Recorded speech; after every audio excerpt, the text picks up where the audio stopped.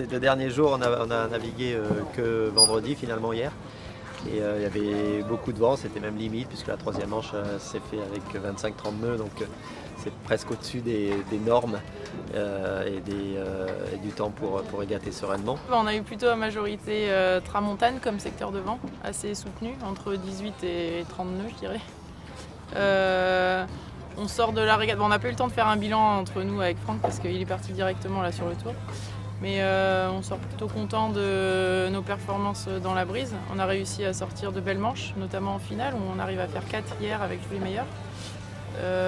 Bon, après on est un peu moins constant encore, mais on arrive à démontrer qu'on peut être présent, donc je pense que c'est bien pour la suite. C'était quand même 3 manches sympas parce que c'était très sport et il s'est passé pas mal de choses. On a fait des choses bien, des choses moins bien, mais j'ai l'impression que dans le vent on commence à trouver des bons réflexes et à prendre son rythme. On a je pense, eu des déclics, notamment en vitesse au pré. On arrive à mieux gérer le truc, donc c'était très bien en fait, c'était très positif de faire cette semaine de régate dans beaucoup de vent.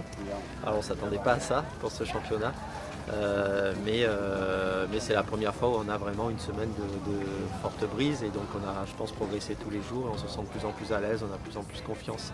On est plutôt content des progrès qu'on a fait, on a retrouvé un peu la speed au pré, on arrive à être pareil que les meilleurs et voilà, il faut juste en faire et en refaire pour avoir une constance là-dessus, mais sinon c'est plutôt positif, donc on est plutôt content en général. Voilà.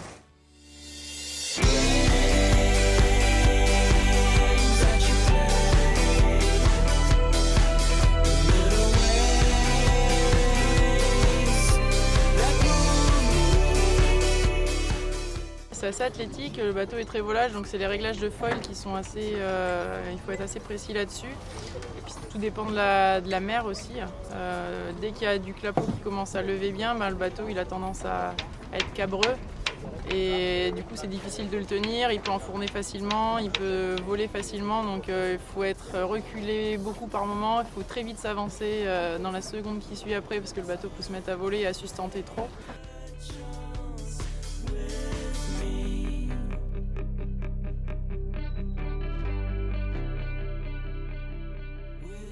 C'est vraiment un point fort qu'on a en équipe de France. On a des bateaux dans le groupe qui vont vraiment bien dans toutes les conditions de vent, donc c'est un groupe qui est vraiment homogène et polyvalent, donc il y en a toujours un pour tirer l'autre vers le haut.